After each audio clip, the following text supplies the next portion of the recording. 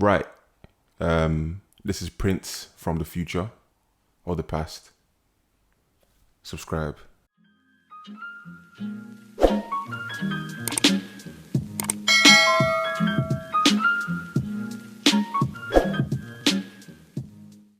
Yeah. Welcome back. It's 4:30 in the evening. And what's the date today? It was the 29th November, 4:30 in the evening, and we come to you again with another episode of, what do we call it, Theo and Prince? Yeah, Theo and Prince. Yeah, Theo and Prince. I guess that's the name of the YouTube channel, so that's what it is. Yeah.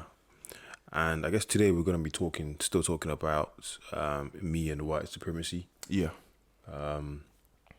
So if you haven't checked out the last episode, you can check it out. However, on the back of the last episode, we did sort of like mention that on today's episode, we're going to be talking about the level of responsibility one has in relation to the systemic discrimination that one faces within this society or any society, and I guess the effect, the sort of like the external effect and the responsibility on, let's say, the oppressors in relation to the system that has been created, which is discriminatory to ethnic minority groups or people of color. Yeah, definitely. Yeah. So that's what we kind of ended off. So that's what we're kind of going to pick up again, I guess, today. Yeah. And right before we pick it up, make sure you subscribe. If you enjoyed the last one, you enjoyed this one, make sure you hit the subscribe button. It helps us out a lot. And yeah, let's get into it. So I guess last time we talked about our qualms, and then we wanted to talk about different things and how racist can somebody who's complicit in a system which is racist can still be a good individual. And then we talked about responsibility. So just starting off, I guess, with a topic like this and with responsibility, I guess for me as an individual who thinks that it's vital that, you know, in order to make progress in life, in order to you know, to make things happen, you have to take a level of responsibility in how you in how you carry yourself and in how you do things. Now, this is not to say that you know, racism is a problem that black people need to bear on their shoulders, but it is to say that, you know, although white people are complicit in a system which is racist, I guess as black people, you could also be complicit in the system and also not, you know, take responsibility in, and I guess, you know, I guess taking action, if you see what I mean, in taking action and doing things that is within your power to change things or to change the way things are.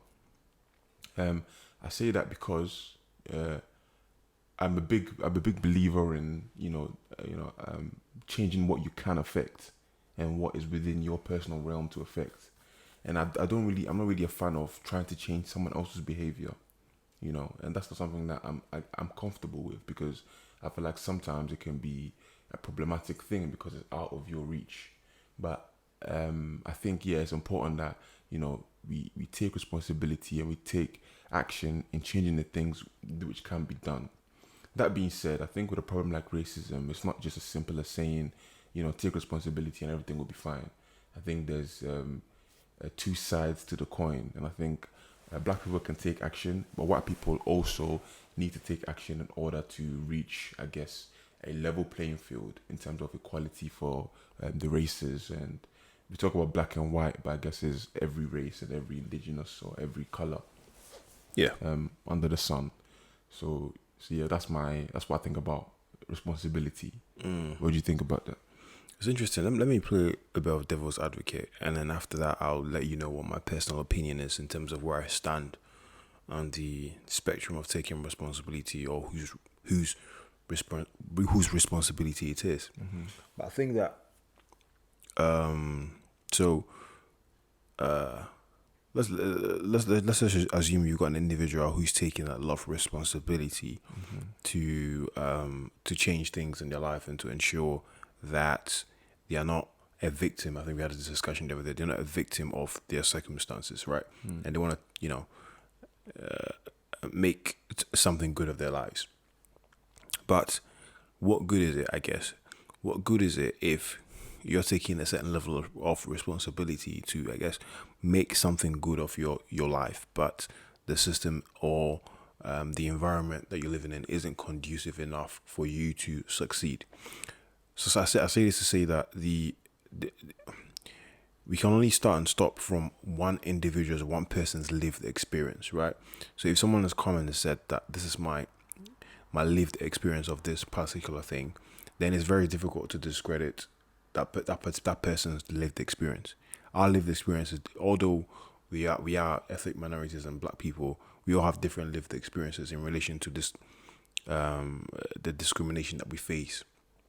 So I think that the level of responsibility, I'm still playing advocate, is important, but it's only important so far as the society or the system allows it to sort of like, to thrive within that system or society.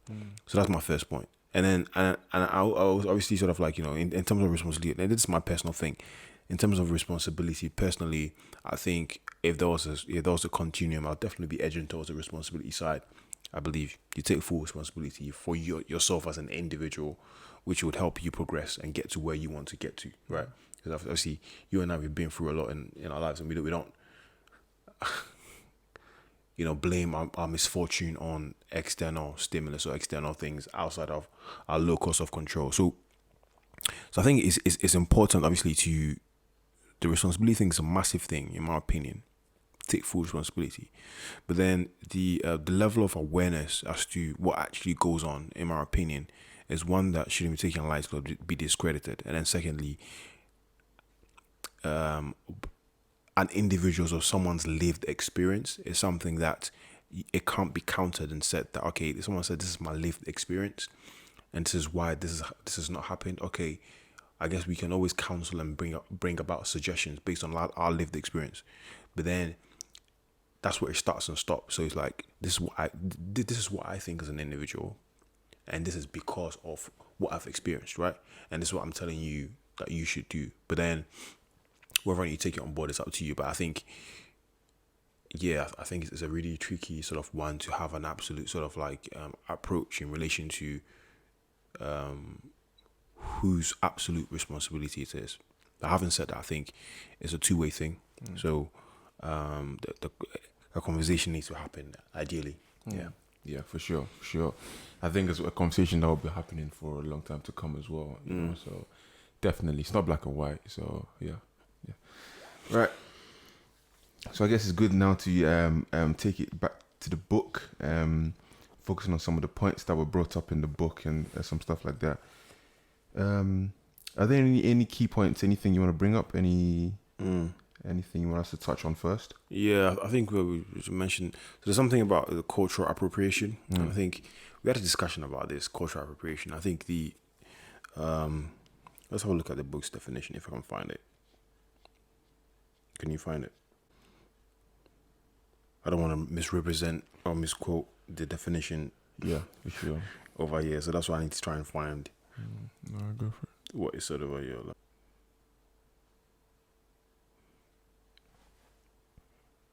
Okay, so I guess the book's definition of cultural appropriation is a cultural appropriation can include the appropriation of another culture's objects, motifs, symbols, rituals, artifacts, and other cultural elements. However, one person from one racial group can think something is culturally appropriative while another person from the same group disagrees and considers it cultural appreciation or cultural exchange. So cultural appropriation, a modern type of colonization that involves the appropriation and sometimes commercialization of cultural practices, spiritual traditions, hair, dress, fashion styles, speaking styles, and other cultural elements. Cultural appropriation happens when there is an imbalance of power and privilege, a dominant or privileged culture appropriates from a non-dominant or marginalized culture. Cultural appropriation does not work the other way around. BIPOC cannot appropriate the white from white people because BIPOC do not hold collective power and privilege over white people. So I think so. Obviously, from this definition of cultural appropriation over here, and which is something that let's talk about the definition. I was just from this definition. If you just break it down, it just looks at, I guess, picking from a different culture what I guess amuses you, and I guess to your own sort of like benefits as and when you please.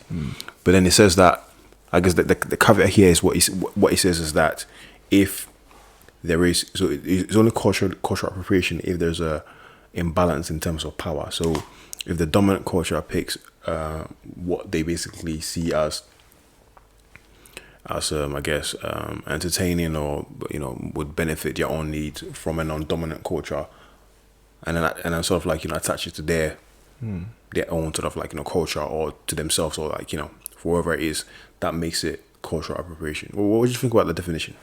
Yeah. So yeah, I mean it's something that you see, and it's something that you, I guess, witness a lot. And I guess before reading this book, I'd heard of the word, and I'd heard of a few instances where it's been used, but I didn't really understand what it is meant in that context, right? And adding the power dynamic into it as well, that gives another layer. So the idea that a black person cannot culturally appropriate a white culture because there is no power dynamic there, or there's no a superiority in terms of that dynamic. So I guess we kind of had a discussion about this, and we touched on gentrification as well, how that can be, in a sense, there can be a bit of overlap in terms of culturally appropriating something. So like so you go into an area, and then you regardless of the culture or the background that is there, you kind of take the bits that you think are good, and you use those or turn those into positive things, but then you disregard the rest of, or the background of where that place is, or what that thing is. Yeah. So I guess there's a bit of overlap of cultural appropriation, because you take the things you like, say the braids or whatever, but then you disregard the rest of the culture because it doesn't suit, it doesn't benefit you. Yeah. So yes, I guess it's all about, it's not about taking bits of the culture, but it's about, if you are interested in the culture, it's about really understanding what the background is and what's going on. I do have to say though, I think it's a very, very, very difficult ask, right? To ask of someone to, before they use anything from a culture, to fully, educate themselves on everything that culture represents. I think it's a very difficult ask to ask of someone. Of course, this book is referring to somebody who is interested in doing that work, then fair enough. But I think 9 times out of 10, and trying to make this what I believe is realistic, I think we will, So I think this book, we talk about cultural appropriation. I don't know when the sound cut off, but I think cultural appropriation in terms of, asking somebody to use a culture, or to only take bits from a culture when they fully understand the full context and the full history of that culture, I think is a difficult thing to do. Putting the power dynamics aside for a second. Now, obviously, I know this book is for individuals who are interested in doing anti-racism work, and so will want to put in the work to, understand what's fully about a culture and stuff like that. But I think that, although I do understand the harm that can be brought about with cultural appropriation, I think the solution, which is to ask somebody to fully understand a whole culture before they take anything that they enjoy from that culture, I think is a difficult ask. Yeah. But here's the thing. I think that, for me, I think there's two things, and I think there's somebody who would listen to reggae or would listen to rap music and enjoy the rap music just because it sounds good, yeah. But then there's the other systemic issue over here, right, in terms of cultural appropriation, which is that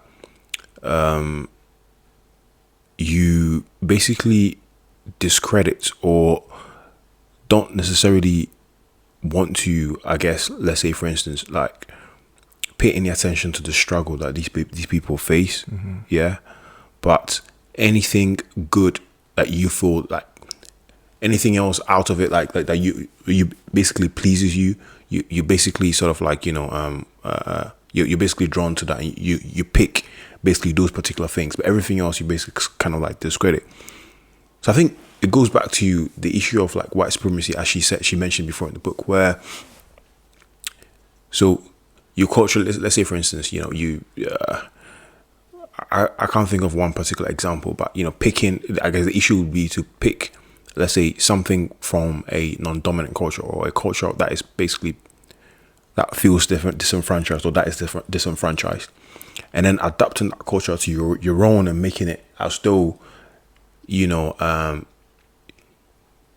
that particular thing is best because you basically, you know, you basically, in your eyes, you kind of polished it and you make it better than it actually really was, if you know what I mean. So I think from my interpretation of that particular chapter of cultural appropriation is, I think the issue would come when, you know, I mean, okay, obviously there's this struggle for like equality and just, let's say for instance, which you may or may not be aware of, but from that particular ethnic group or ethnic minority group, you pick things that benefit you per se, and then basically adapt those sort of like, you know, those values and those principles to yourself, and make it seem as though you were the one, you're the proprietor, you're the rightful owner of those particular values. So I think that's the major issue in my eyes from cultural appropriation, right? And then obviously within that obviously trickles down to people that would, you know, obviously just listen to, you know, all these musics and just sort of like, you know, dance to the music, you know, because they feel like the music is kind of like, you know, oh, it's a cool music, or like, you know, I'm rapping, look at me, I'm cool, that sort of thing. It's fair enough in it, but obviously there's a level of appropriation from this other culture to you, and then you know, within those particular individuals, they may not necessarily mean any harm, but I guess the underlying sort of like issue, or the underlying point that was being made over here was that within this system, within this massive system of discrimination, or this massive system of, you know, picking this particular thing and then enjoy it, you can enjoy it, but within that, if you don't sort of like, you know, have any awareness to what is what is basically happening in terms of the appropriation and the ignorance that there is to the other struggles, then that's where there's that sort of like, you know, I guess discrimination and, you know, supremacy sort of like, you know, ideology. I think that was my interpretation from that thing. If you know what I mean. So with each individual, with individuals, I have no issue with, or I don't think that there's an issue with them enjoying a particular music or a particular genre of, you know, music from this ethnic minority group. But then I guess, like I said, the issue is, you know, the whole system and how these things are being portrayed, and, you know, actually picking, you know, as and when we please, but then ignoring the other factors and the other struggle, if you know what I mean. Yeah. No, I really do understand that. It makes sense. It makes a lot of sense. Okay, so that's cultural appropriation, I guess. Let's, going from that onto the next point, which I think was quite nice that she put up. It is, allyship is not self-defined. Our work and our efforts must be recognized by the people we seek to ally ourselves with. So that was talking about how a white person may, proclaim themselves an ally of a particular movement or particular cause based off things that they believe they have done for the cause. But according to Layla Saad, it's not you who defines whether you are a ally or not. It's the individuals who, or the movement who you're fighting for, and the things you're doing for that movement. And that definition and that conclusion comes from them. Right. I don't know if you got the same interpretation that I did. Yeah, but I don't think. So, I mean, I read the quote one more time. Go on. Allyship is not self-defined. Our work and our efforts must be recognized by the people we seek to ally ourselves with. Yeah, yeah. So in relation to so we're talking about cultural appropriation, right? So, sorry, we're talking about allyship. So we're talking about allyship, and I think that allyship is an important one. I think that it's important, obviously, to come up with these educative terms and what have you, and educate us a little bit further, which is very important. But then again, there's also the issue of, I guess, making an assumption that someone is supporting because obviously they want to be seen as a talking individual or talking. Obviously the context will define that, and hopefully within that particular context, you can sort of see whether or not you are being chosen as the only talking person of color or black guy, that kind of thing. But then I think that her interpretation of the word allyship and her what her spiel was from what we read was a thing of, if you really say you want to really help us, then speak to us, find us what we need, or find out what the struggle really is, and jump on board with us and try and help us, rather than saying, I'm going to, within my company, I'm going to employ one black guy, and yeah, that's me done. Like that's my sort of my support to the black community. And I think she doesn't see that as substantial enough. That's kind of surface sort of level approach in relation to supporting this particular struggle. So yeah, that was my interpretation and of that whole spiel. Yeah, for sure, man. Absolutely. Allyship, man.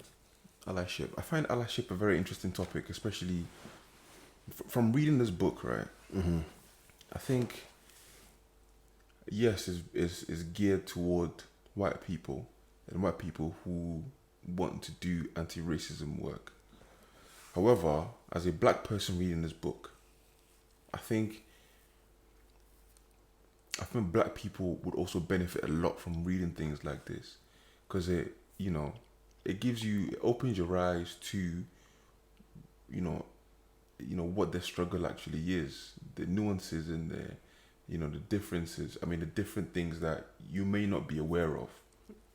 Because I think it's a fight that, yes, white people should, be involved with, but black people should be involved with as well. And I think things like anti-racism work, like it says in this book, it's a lifelong work or project. And it's good to read things like this, because it makes you understand the amount of work that personally, as a person who is part of the minority, needs to be put in from that side as well. Yeah.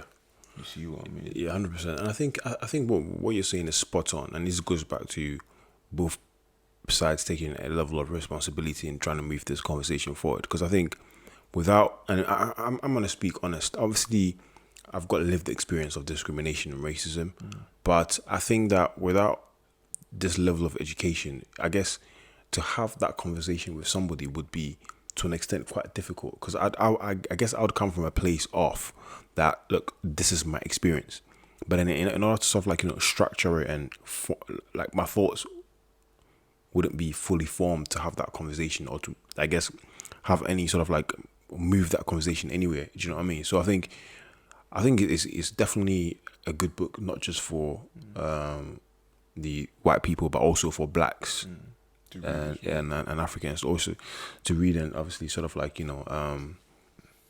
get their head around the structural racism and the different sort of like connotations and all of that. Yeah, so yeah. Yeah, absolutely, man. There's a lot more that we want to talk about, I'm sure, and there's a lot more that we could be here all day talking about. But I think that's a good place to kind of wrap it up, and also to finish on this note, which I think was really, really key from what she said at the end, which was that you don't have to be perfect to begin this work, no matter who you are. It's about starting the work, and it's about starting from imperfection and making mistakes and learning through the pain and understanding that you'll get better as time goes on. And I think that applies to most walks of life. Yeah. So it's not about waiting to be perfect before you begin, but it's just about beginning and learn, going with the flow. Yeah, I'm not gonna add any more to that. I think you've said it quite nicely and perfectly. So yeah, I think that's it. Nice. Yeah. Yeah. So make sure I'm talking to you. Your point to them. You're talking to them as well. You make sure that you go hit the subscribe button if you've watched this far. Hit the like as well. It really helps us out. And yeah, thank you for watching, and we'll catch you in the next video.